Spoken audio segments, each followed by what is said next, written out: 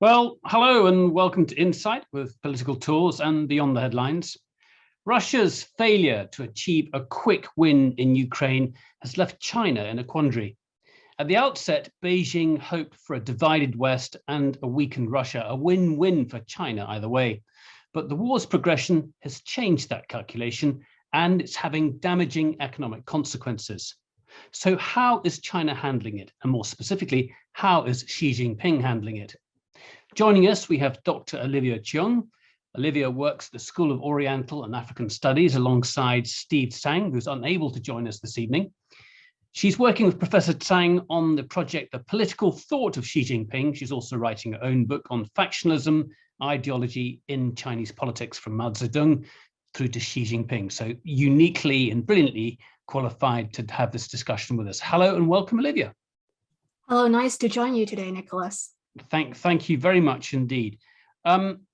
Some have seen this conflict as the beginning of a new era in which liberal democracies are pitted against authoritarian regimes, with the West on one side and China and Russia as sort of another big bloc. And I like to pick away at that and get a sort of more nuanced understanding of the development of things. We're going to delve into Xi Jinping's relationship with Vladimir Putin in a bit, which is key in part to this. But to start with, I think it's going to be useful just to step back a bit and remind ourselves how Xi is different to previous Chinese leaders over the past 3 to 4 decades. Can you talk a bit about him and why you think he's quite unique in the sort of evolution of Chinese leaders and Chinese politics? Xi Jinping is not any Chinese leader. He is different from any Chinese leader we have seen in the past 40 years. And in a way, he has fundamentally changed Chinese foreign policy and Chinese politics. In Chinese foreign policy, he has decisively broken away with over 30 years of Deng Xiaoping's hide and bide policy, which is basically China trying to keep a low profile on the international stage to buy time for China to develop. And crucially, what this means is China really wants a good relationship with the West, a pragmatic foreign policy approach where there is scope for compromise and China try to be, as non-confrontational as possible. And that was China's approach since late 1970s. Now, Xi Jinping felt that that approach is no longer serving China well because he feels very strongly that China's security interest is being threatened by the West. And his preoccupation with regime security is to a level that we really haven't seen in China in the past 30 to 40 years. And because he sees regime security so closely, he has decided to adopt a much more assertive or even aggressive approach in dealing with the West. And this really, set the background on, going into Ukraine. Now, another thing we have to pay attention to about Xi Jinping and on how he is different is that he has centralized power in China to an extent that I would say even surpass Mao Zedong, the founder of the PLC, in the late 1960s. So we are really seeing China heading the direction of a one-man dictatorship. What it also means is that the moderate voices in China are being sidelined, and challenging Xi Jinping or doing something that he doesn't agree has become exceedingly costly, if not impossible, in the official ranks in China. So just go over that last point again, because the tension here is between the sort of commercial relationship with the West and exerting increasing authoritarian control within China. How has he balanced those two over the last decade? So frankly, balancing those two is very difficult. And Xi Jinping is aware of that. So since April 2020, he has been very actively pushing the idea that China need to be in a position to achieve economic self-reliance if it is being forced to. So it is not the case that he actively tried to isolate China economically, but it is the case that he thinks that he need to actively prepare for the eventuality shall China need to be economically isolated. So what that means is a much stronger focus on the domestic economy and also trying to develop China's technology as independently from the West as possible. looking at this conflict in Ukraine, there must be enormous numbers of lessons for Russia to draw from this in terms of what China's hopes are and the possibility of any kind of conflict with the United States, for example. But before we get to that, can we talk a bit more closely about Russia and China's common interests? What do you think they have well, first of all, let's deal with the economic interests and weigh that up against the West. I'm presuming China's interests with the West, while they've got interests with Russia, they've got a common border. There must be commercial interests there, but compared with trade with the United States, it must be a tenth of it. So economically, Russia is a lot weaker than China. I mean, China's economic power is globally recognized. But at the same time, China needs Russia on multiple counts. Russia is a major energy supplier to China, and China values that very highly. And China also seeks to obtain advanced weapons from Russia. And at the same time, China wants to expand its influence in Central Asia and Eastern Europe, places where Russia sees as, its backyard traditionally. So Russia has been having an ambiguous stance, not pushed back too actively, but Russia isn't entirely pleased about it. So these are some background highlighting their, economic and geopolitical relationship. And I think most significantly is that both Russia and China harbor very strong hostility against the West and the US in particular. Both Putin and Xi Jinping is propagating the view that Russia and China are victims of American hegemony. And this is a perspective that is really gaining foothold in their respective countries. And both of them agree that the disintegration of the Soviet Union was a major loss in history. So both men have, in their mind that they need to restore the glory to their country. So in a way, they are engaging in very similar nation building project. And both are, strong men, strong autocrats who have silenced critics. And both are very hostile against the West. So to China, the argument that Russia puts forward about NATO's expansion into basically sort of Russian areas of interest is a parallel to, for example, what the United States did in Vietnam, influence in Cambodia. That there's a sort of direct parallel they could see there. In China's perspective, it is perhaps even closer than that. United States have long-term partners and treaty allies in Asia, which China really sees as, its own region. And China has been extremely vocal against the whole idea of security allies. And this is a consistent Chinese position. So Russians' hostility towards NATO and Chinese hostility towards American security alliances in Asia is an overlap. And in fact, Xi Jinping himself has been vocal against alliances in general. So NATO is definitely, the very existence of NATO is something that he viewed negatively as a relic of the Cold War, which is a view that Putin very much shares. Earlier, just before we came on air, we spoke about a couple of films that China has been showing, but I think showing quite privately to officials within the Communist Party, senior officials within the system. And this is an explanation of Russian history. Can you talk a bit about the film? I didn't know about, you mentioned there are two of them. I didn't know about the first one. What's in them and what are they designed to show? So the first film was produced mainly by the People's Liberation Army, the Chinese military. And I believe it was shown within the first few years after Xi Jinping came to power in 2012. And the movie is about how the appalling state that Russia was in as a result of the disintegration of the Soviet Union. Like the economy collapsed and everyone was upset and the past glory of Russia was gone. So it's a very, very sad film. And Xi Jinping showed the film in China early on when he came to power. And then he started a very, very aggressive anti-corruption campaign within the party. Now it's called anti-corruption campaign, and it's not only about corruption.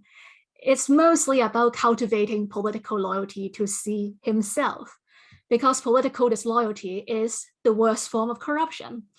So the idea being that if you are not really loyal to the leader, and if you lose faith in communism, then China may follow the footsteps of Russia. And it didn't bring Russia into, a brighter future. It's a very, very grim outlook. So that first movie, shown shortly after Xi Jinping came to power, was set in that context. Now, recently, China, within its own closed circles, within its political circles, is showing another movie. And that movie shows Russia as a promising place under Putin, and Putin as a national hero who is really actively working in the interest of the nation, trying to restore glory to Russia. So I think that very much is, justifying the war, although in an implicit way. There are some specific parts of the movie that are quite interesting. They talk about the famines. I mean, it addresses the excesses of Stalin, and the famines in Ukraine, for example, are blamed upon the kulaks, the farmers, which is, I think, something that even present-day Russia would hesitate to say. They would, in actual fact, would be more critical of the excesses underneath Stalin. But I think the parallels here are really about addressing China's own history and Mao. I think what is really important here is the idea that there need to be a single strong leader, and the whole country need to look up to him. And no matter which Russian leader we're talking about in historical times or now, this is a persistent narrative that Xi Jinping is pushing through really strongly in the materials he is showing cadres is inside China. This is absolutely fascinating for me, because what we're seeing here is Xi Jinping's own personality, his interpretation of how China should be led, and that seems to be the driving influence in policy. And then at the same time, you've got China's enormous commercial interests at the same time. Let's talk now about the actual conflict itself. Before it started, Vladimir Putin flew to Beijing to have a meeting with Xi Jinping. This is a speculative question, and I know you don't know the answer, but I'd like you to guess anyway. Do you think he brought up the war or the possibility of invasion? I think it is highly likely that he would have, especially considering that he sees Xi Jinping as a highly trustworthy ally, and Xi Jinping claimed that Putin is also, a very close friend of him. It would be simply inconceivable that the war wasn't being discussed at all, especially because, rumors, speculations about a Russian invasion of Ukraine were on the surface, in the news, even back in, December, January. So for something as major as that, the likelihood that it wasn't being discussed at all, I think, is extremely light. And the other thing is, in the meeting where they had, they ended up issuing a joint statement declaring a new era of international relations, where Russia and China both expressed extremely strong dissatisfaction against the West, and especially the US. And also they gave a new blueprint about how the world should be restructured. So in light of that context, I find it very difficult to imagine that the war would not have been discussed at all. And I mean, we saw the shock on some of the faces, and we were told that some of Putin's own circle weren't prepared for the conflict, just as parts of the army weren't. But you're suggesting this Xi Jinping is a crucial ally, and it's something they would have had to have done. So you're butting against that. That's my speculation, especially because I think Russia is well aware that the pushback from the West would be very real, although the extent might have exceeded what he thought, but he knows there will be significant pushback, and he would need Xi Jinping's backup to him in that case. So if we see that context, then I would just find it very difficult to imagine that Xi Jinping were kept in the dark by Putin.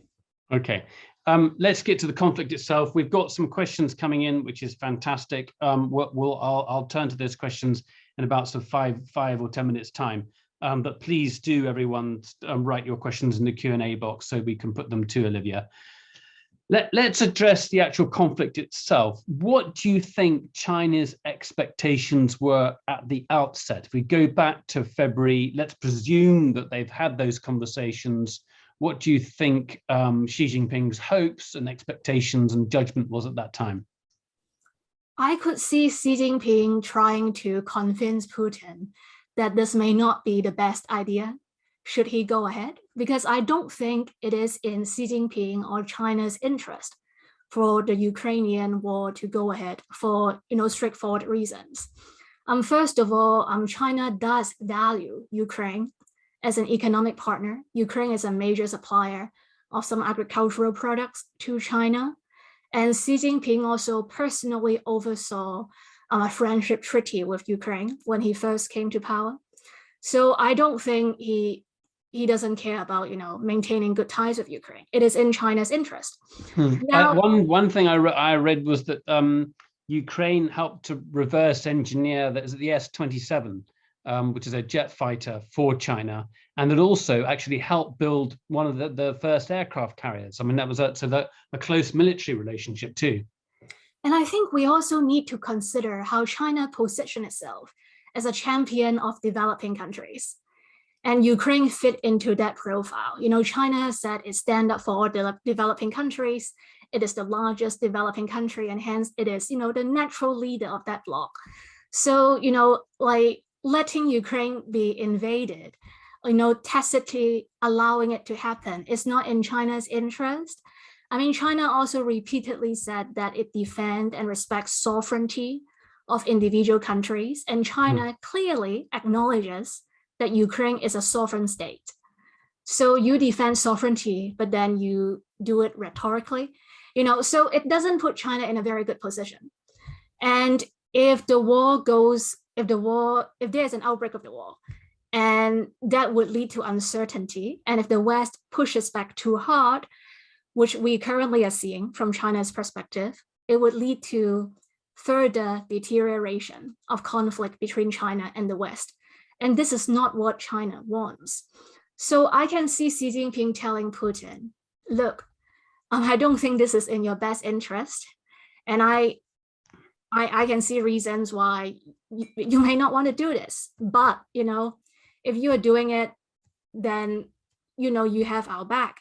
And the reason is because in that joint statement that they issued, it said specifically that the partnership between Russia and China has no limits and no forbidden zones. So this is stated quite black and white. So how do you think, if those were, you've outlined the alliance, you've outlined the tensions, you outlined the common interests. It's a conflict, you say that it wasn't in their better interest for it to happen. It has happened, and it's gone badly from Russia's perspective. And I presume from China's perspective, as I said in the beginning, it would have hoped for a very clear outcome very quickly, and that hasn't happened.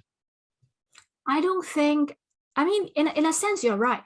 It has happened in a way that no one expected.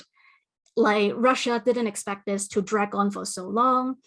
China really didn't expect a high level of unity between democratic countries. And I think that was really a shock to China, which has pursued a strategy of trying to divide Europe and also dividing the US from Europe, really trying to negotiate with countries as bilaterally as possible so that it would be much harder for them to reach a common front against China. Now that has become a lot more difficult. I think China is increasingly coming to terms that it is in a position where if it sides with Russia, it is going to lose the West, at least in the medium term. And this is something that it really doesn't want to come down to. But we are moving in that direction already, and Xi Jinping knows it, but he is not reversing course. Just, explain that a bit more closely, because, China is not, at the moment, there seems to be some prevarication. Can you talk about the messaging from diplomats in the media and what you're hearing in terms of policy from Xi Jinping himself? So China's official position towards the current conflict can be described as neutrality. It's not a very useful term. So first of all, I have to unpack this really. Yeah. China expresses sympathy towards the Ukrainian people. China still acknowledges that Ukraine is a sovereign state and Ukraine deserves security. So those are clear positions articulated by the Chinese side. But at the same time, it is also true that now we are in day 48 of the conflict. President Xi Jinping of China still hasn't talked to President Zelensky of Ukraine. And I think that is a strong signal that the conversation hasn't happened, despite the fact that China is, the top trading partner of Ukraine and a geopolitical force that might, really have a positive impact in this current situation. Now, China has adopted Russian rhetoric. They did not call that a war, an invasion, an aggression. The official Chinese stance is that this is a special military operation, which is how Russia is calling it. And China also keep emphasizing that the country that causes the war is ultimately not Russia. It's ultimately the US, because the US has been ignoring Russia's so-called legitimate security interests by expanding or allowing NATO to expand. And China also keep pushing the narrative that there are nuanced historical complexities that we have to take into account. And that is clearly a pro-Russian rhetoric. While at the same time, within Chinese media, what is being discussed quite heatedly by Chinese citizens are some disinformation campaign that the Chinese government has pushed out, and it centers on three things. The first thing is there is intense interest about US bio-military labs around the world, including in Ukraine. So clearly this is a distraction to talk about that. And secondly, there is intense interest about the whole idea of economic sanctions. Now, the Chinese official narrative, which is supported by a lot of Chinese people, is that the economic sanctions show that the US and the West are truly hegemonic in the way they think, because they felt like Russia isn't doing what they want. So they are going to do all they can to punish Russia. And they think this is unfair. So they think that this is possible only because the US monopolizes global finance and global trade, and hence, countries that are at its mercy. And the Russian case shows that.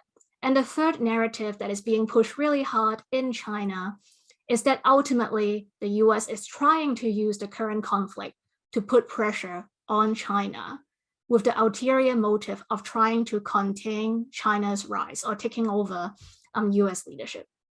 So that, I'm trying to unpack that too. So firstly, Russia was forced to invade Ukraine because the West had given it no choice and was threatening its interests. And whether it's for biological weapons, we don't know. But the point is that Russia had no choice but to defend itself. Yet at the same time, the conflict is being used as an example to show China, if you don't do what we do, this is what could happen to you. Is that right?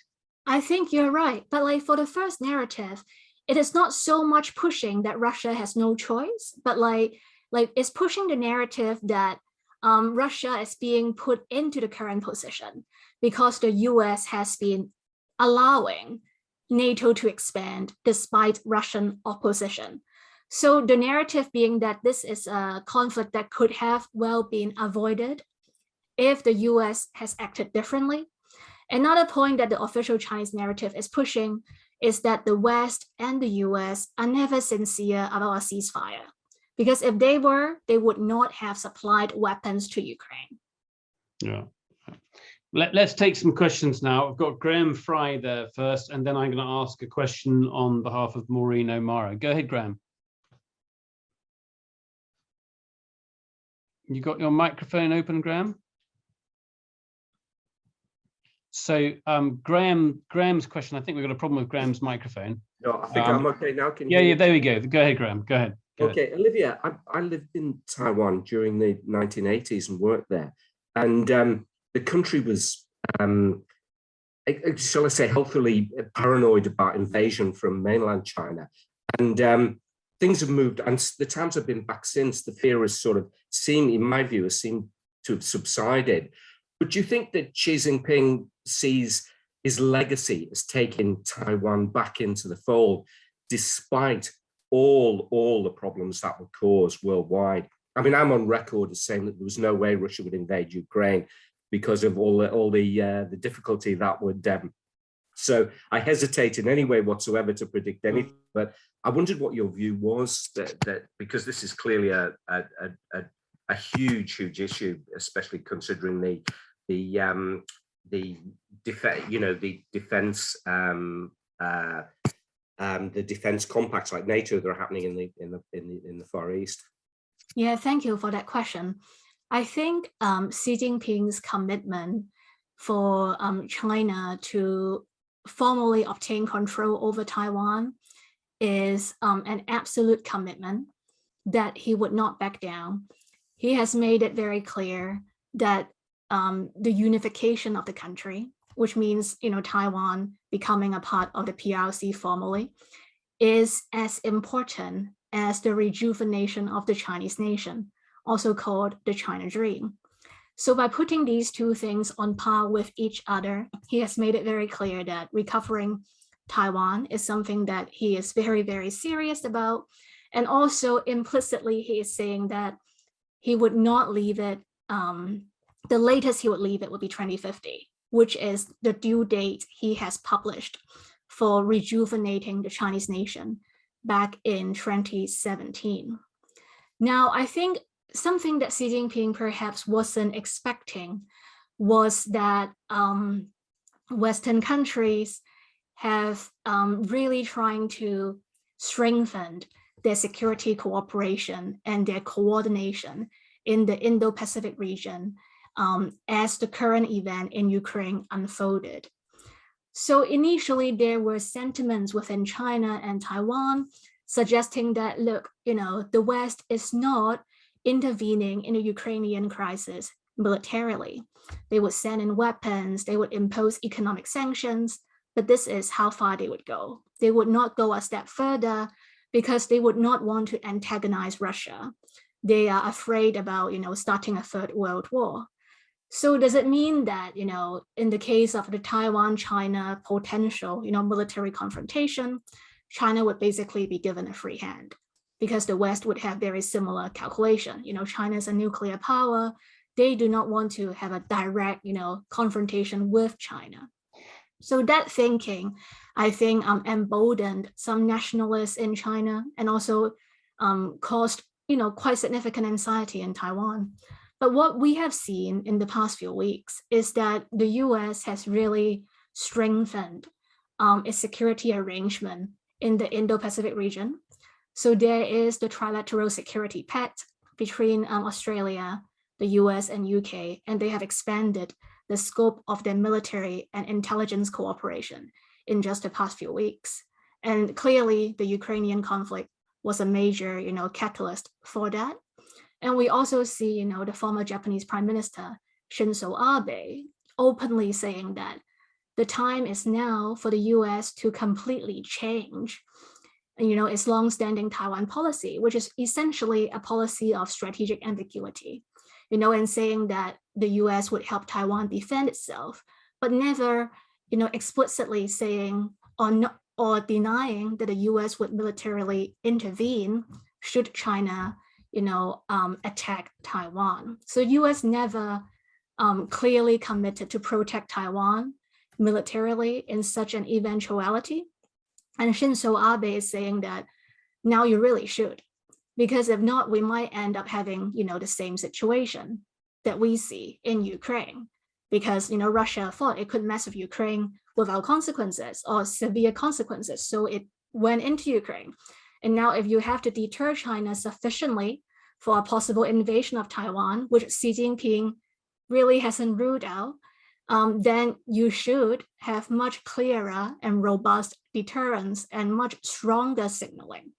So I think the pressure for a fundamental revision on how the West deal with Taiwan is overwhelming and escalating. And I think these are very, legitimate concerns that the West would have to tackle when they finally have time to sit down and reflect on what is happening with, our relationship with Russia.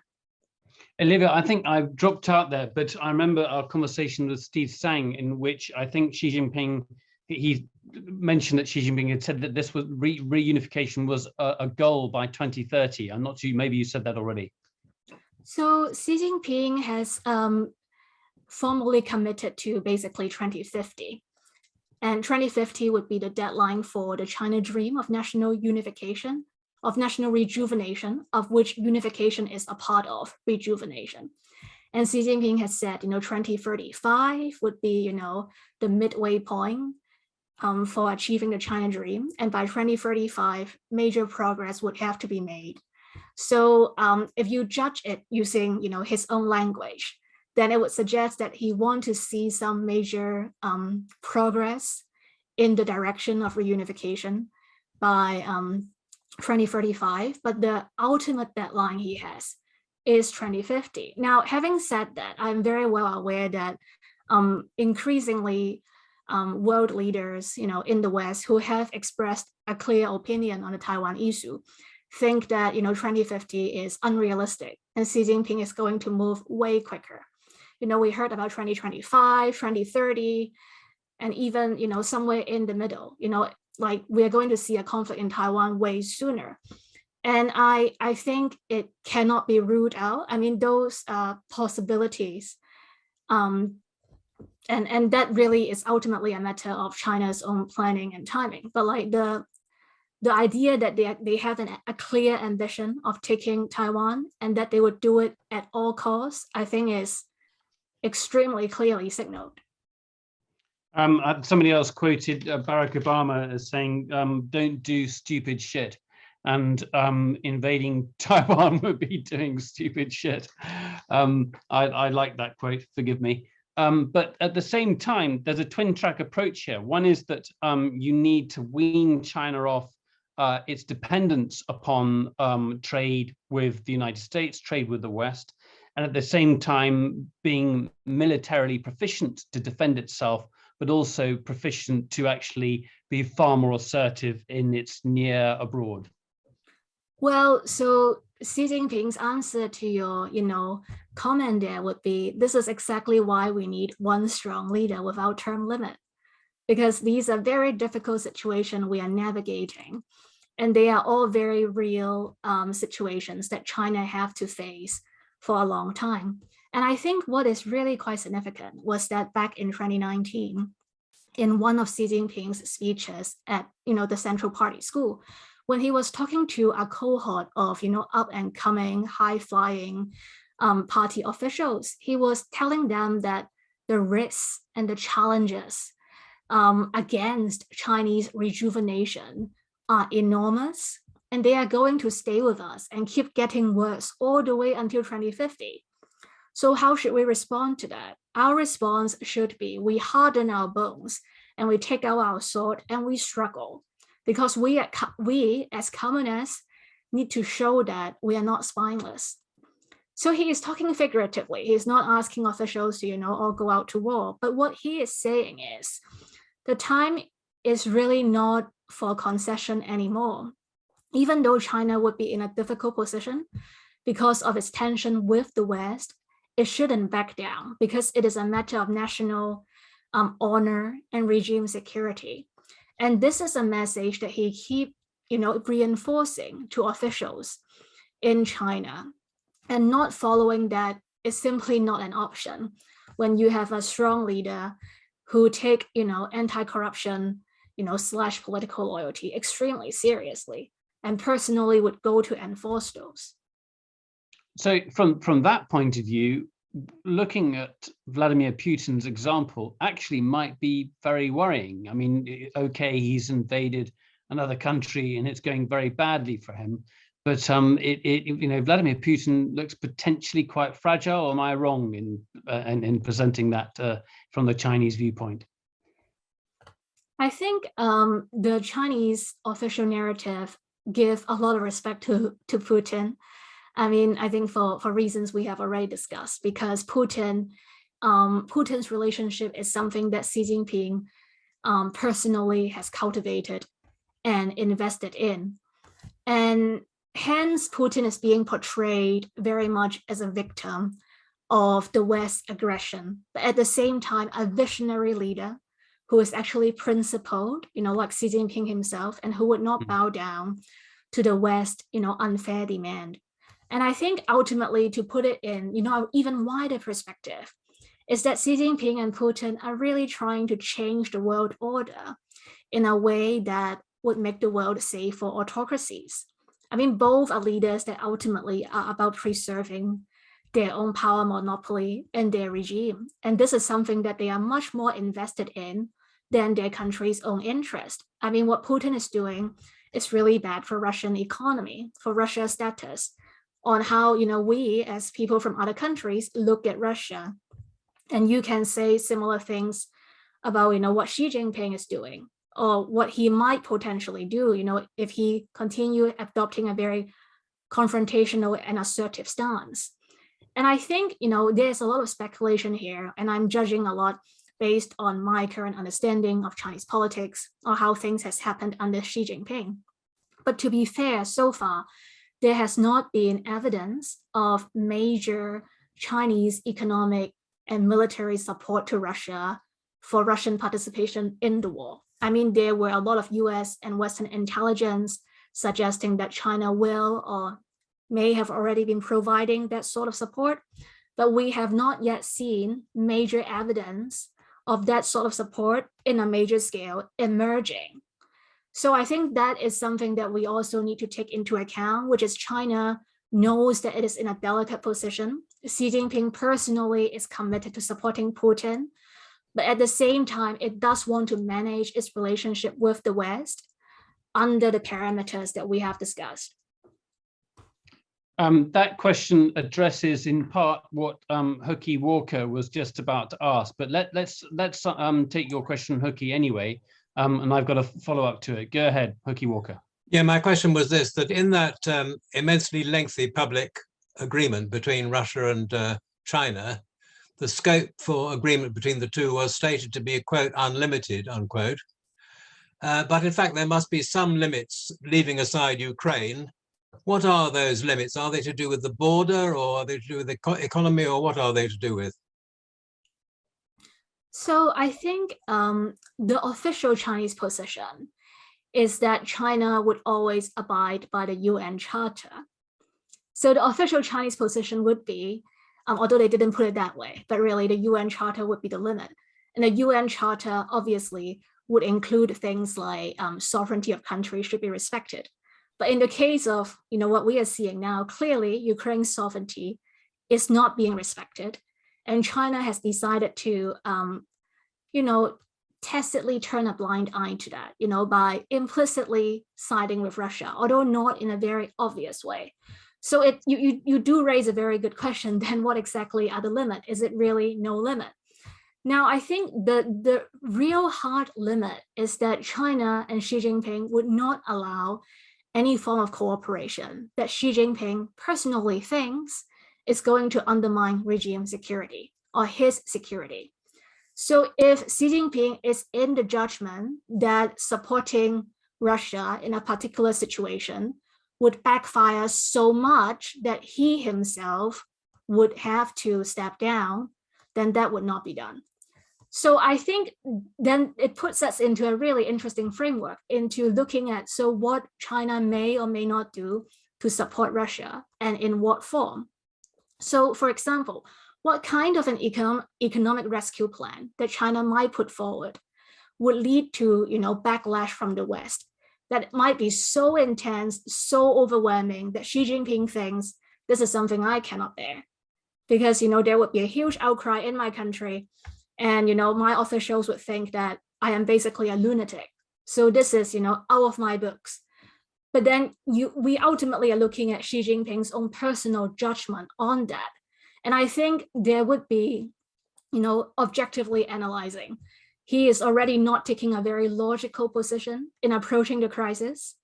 I think it would be extremely logical if he comes out and try to, negotiate a ceasefire, or actively, at least, in posture, play a peacekeeping role. He didn't. If he did, he is going to earn international recognition, even if he fails. China doing the right thing, care about, human suffering. We are all, in a crisis, and China, leveraging its unique position, stepping up, doing something, moral leadership. Xi Jinping isn't doing any of that. He didn't even try. And that is because he cannot let Putin fail. And the reason, I think, is also quite deeply personal to him. Like, Putin's relationship is something that he personally cultivated. The very long statement that you referenced is something that he personally oversaw. And Xi Jinping, let's not forget, is seeking to have a third term of office later this year. And that would be unprecedented in China for the last, 30 years. So to him, currently is an extremely politically sensitive season, not to mention China is still struggling quite badly with COVID. And he doesn't want to admit a major mistake. And letting Putin fail or calling him out would be one of that. And hence he doesn't feel like he has scope to do that. So address that key question is that he could actually, let's say, who knows how the war is going to go in the east of Ukraine. But if the Russians fail again militarily then, or seem to be failing militarily, Putin's in a very difficult position. And does Xi Jinping stand back and let him fail and say, okay, this has gone too far? And in the interim, what measures can he take that would actually help Putin? I think there has to be many ways that China can help Russia economically that may or may not be seen by the West as a major economic aid. And that might include forms like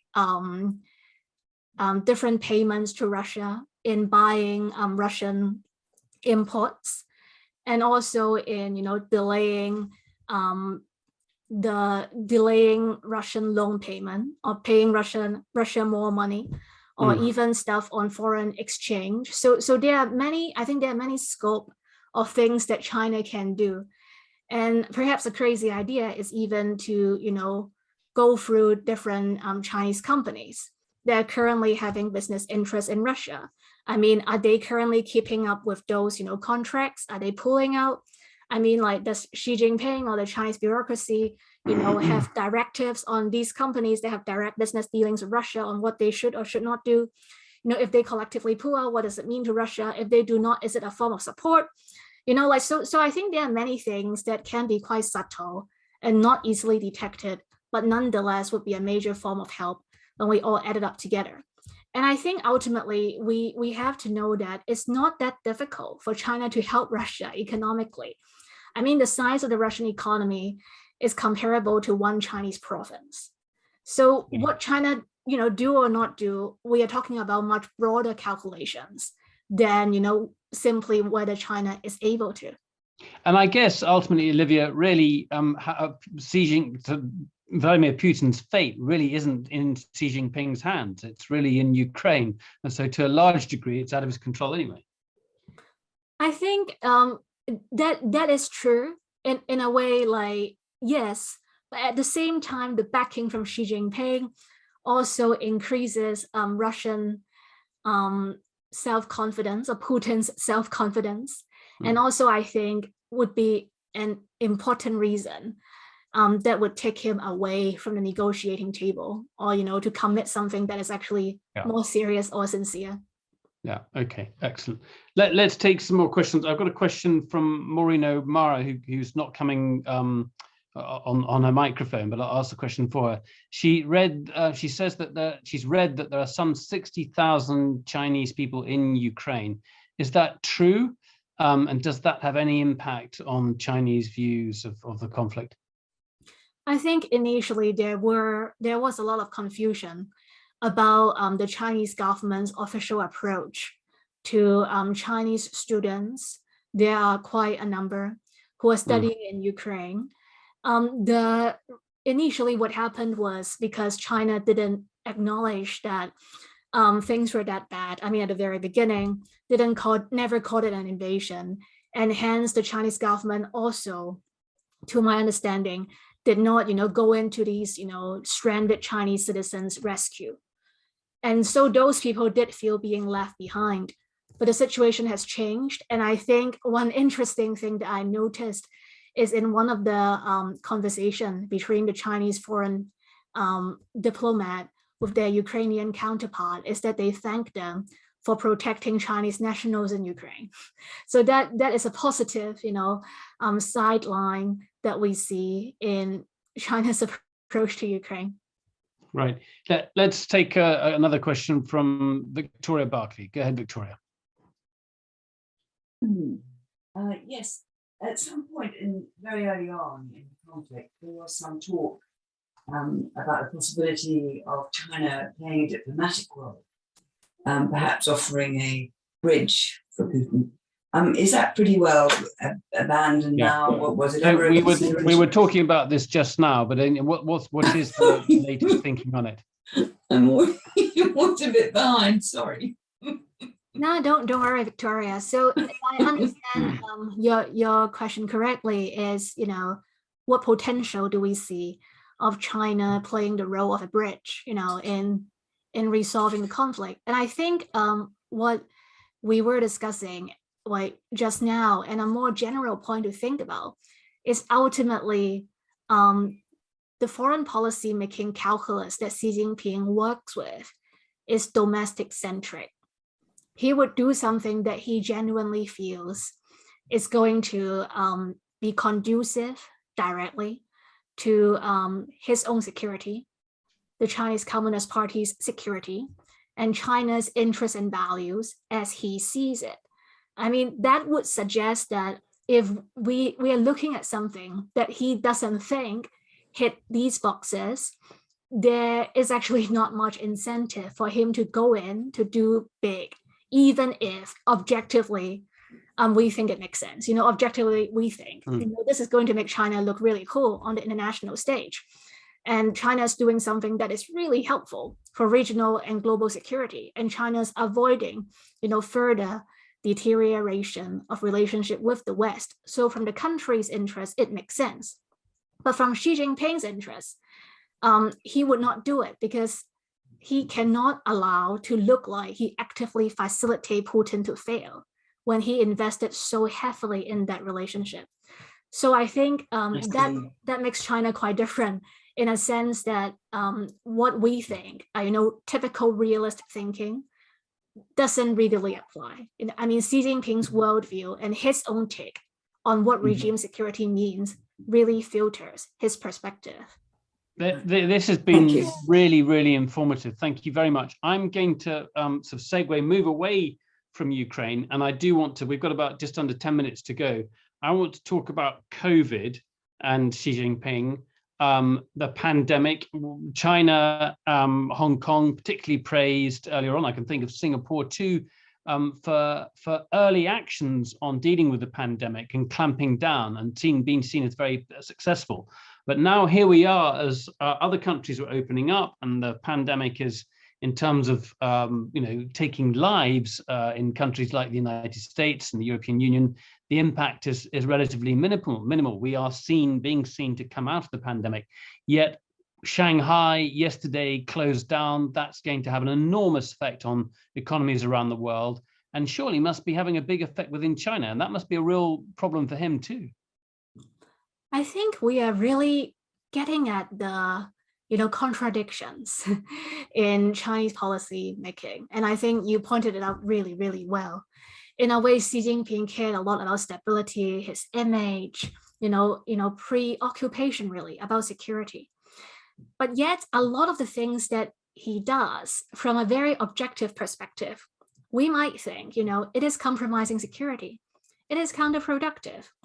Like the way that China imposes lockdown, the harshness of it is already causing a lot of domestic dissatisfaction, among Shanghai residents and the Chinese people in general, wondering to what extent is that sustainable. And, the Ukrainian crisis that we talked about, so far, like objectively speaking, it doesn't look like it is in China's interest to side so closely with Putin, yet it does. So what we are seeing is Xi Jinping's own view on security and an objective analysis on security do not always match. And I think that is significant. And talking about COVID, we also have to bear in mind that China under Xi Jinping has really become a lot more insular looking. Openness to the world is no longer a primary concern. And that is also a major difference between Xi Jinping and his post-Mao predecessors. And hence, Shanghai as a major financial hub, locking it down to that level is considered, acceptable in order to maintain the correctness of Xi Jinping's zero COVID policy. I mean, he himself has made it quite clear that zero COVID is his, pet project in a way.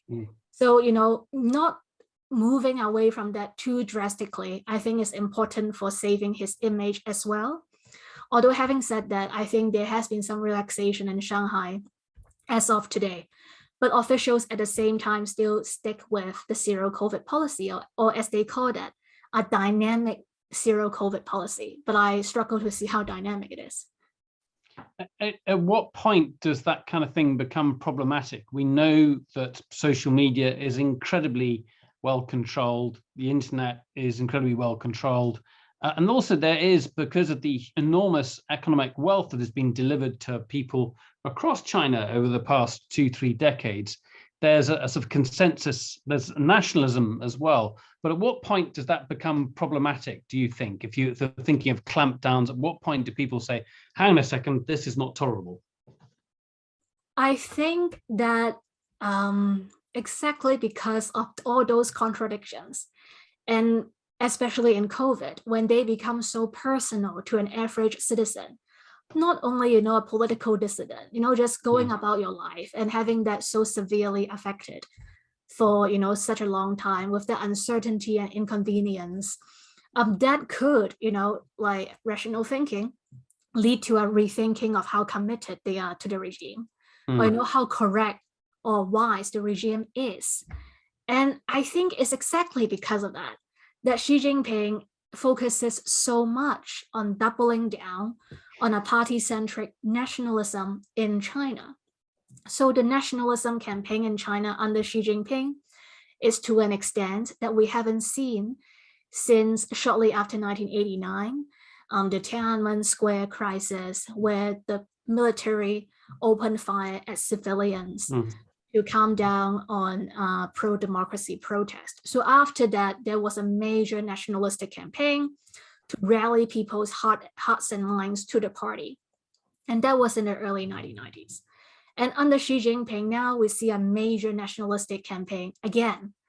And I think the party focusing so much on nationalism is also because Xi Jinping understands that it needs a much more durable form of legitimacy.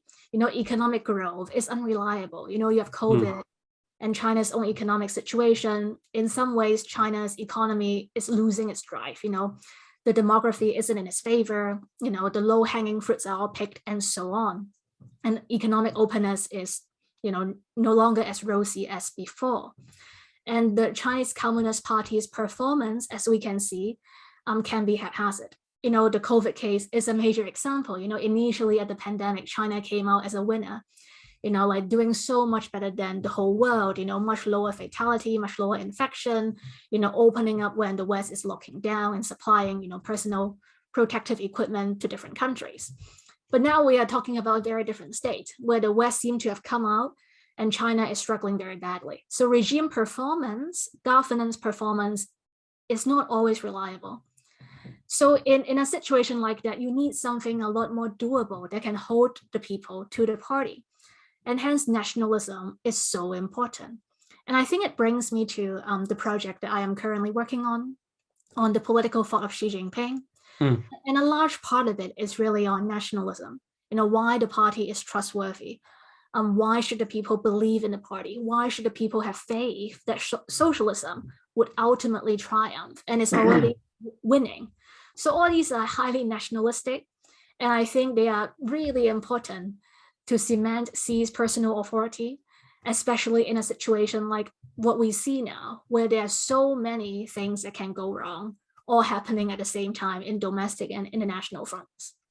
How old is Xi Jinping now, and what's his health like? This is all dependent on one man. So if you use President Biden of the United States as a reference, then I think there's no doubt that Xi Jinping is doing extremely well, and there hasn't been rumors of that might suggest a health crisis.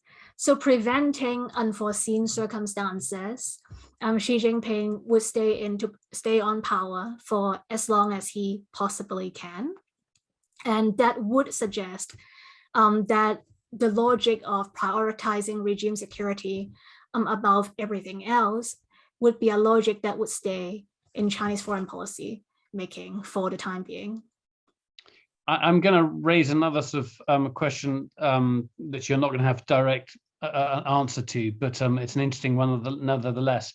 Imagine that President Trump returns at the next US election. How does that affect China's thinking? I think Xi Jinping would really not want that for a possible Trump return. But at the same time, the official Chinese thinking currently is that Biden has not fundamentally shifted away from Trump's approach in dealing with China or in treating China as a strategic rival. So in that sense, whether Trump's return would make a very real material difference, that may or may not be. And I think fundamentally from China's perspective, it knows that its hardline approach towards the West is something that will stay for the long term.